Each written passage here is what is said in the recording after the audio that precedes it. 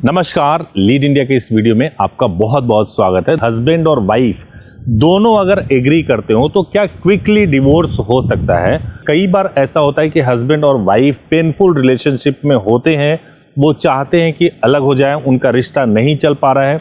बच्चे रोज देख रहे हैं अपने मम्मी और पापा के मारपीट, मम्मी और पापा के बीच के झगड़ों को, और उससे काफी परेशान है।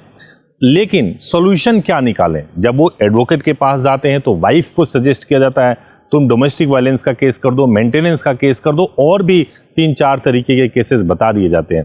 हस्बैंड जब जाते हैं एडवोकेट को कंसल्ट करने के लिए तो उनको बता दिया जाता है कि भाई आपके तो राइट्स बहुत ही लिमिटेड है और आपको कोई रिलीफ नहीं मिलने वाला है।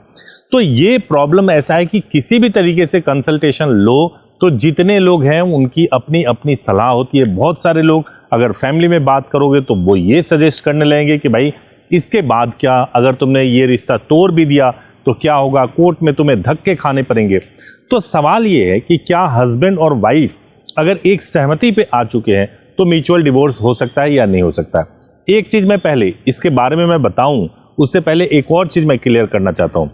आमतौर से अगर आप कंटेस्टेड डिवोर्स भी फाइल करते हैं, यानी एक तो डिवोर्स चाहता है दूसरा नहीं चाहता डिवोर्स, आप कोर्ट में चले जाएंगे, वहां पे जब आपका ईगो कम होगा धक्के खाने के बाद से, तो फाइनली आप कंक्लूड जो करेंगे वो म्यूचुअल डिवोर्स पे ही करेंगे।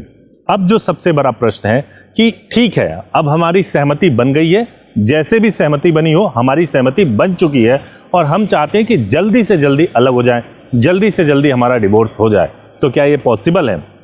मैं आपको बताना चाहता हूं कि देखिए, दिल्ली हाई कोर्ट का एक बहुत ही बड़ा फैसला आया और उस फैसले में यह कहा गया है, जैसा कि सभी लोग जानते थे कि म्यूचुअल डिवोर्स को फाइल करने के लिए कम से कम 1 साल की मैरिज हुई होनी चाहिए, तभी आप म्यूचुअल डिवोर्स को फाइल कर सकते हैं। लेकिन कोर्ट ने कहा कि ये 1 साल का जो समय हो कंपल्सरी समय नहीं है, ये एक तरीके से एडवाइजरी समय है। अगर आप नहीं भी वेट करना चाहते हो, कोर्ट के पास जा सकते हो और आप फाइल कर सकते हो। उसके बाद आता है कि फर्स्ट मोशन फाइल किया तो 6 मंथ की कूलिंग पीरियड होगी।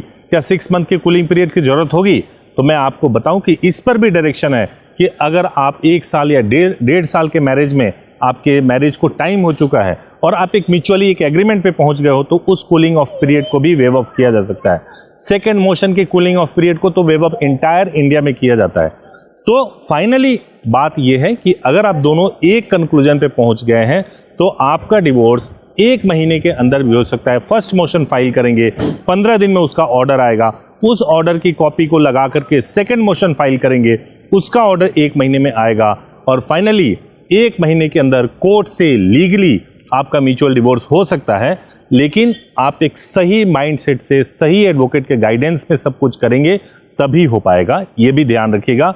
अगर एडवाइस चाहिए तो हेल्पलाइन नंबर पे कॉल कीजिए 8800 सुबह 9 बजे से लेकर शाम को 8 बजे तक पूरी तरह से आपको गाइड करेंगे। Thank you so much for watching this video. Thank you so much.